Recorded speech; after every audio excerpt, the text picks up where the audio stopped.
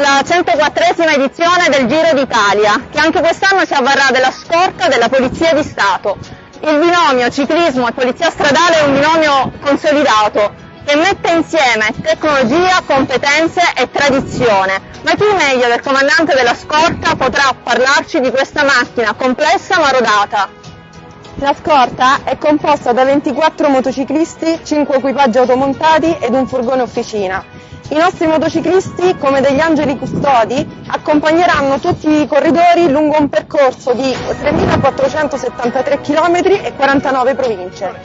Il dispositivo della scorta si apre con la moto con la bandierina verde che segnala l'imminente arrivo della gara. A 200 metri dal primo ciclista troviamo la bandierina gialla e infine a chiudere la carovana vi sarà la bandierina rossa, ma un ruolo molto importante lo ha il jolly.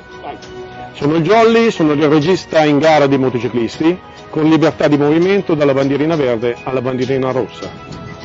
Si accendono i riflettori sul Giro d'Italia e contemporaneamente la Polizia di Stato accenna i motori per garantire la sicurezza della gara e dei ciclisti. Dalla scorta a tutti, buon Giro d'Italia!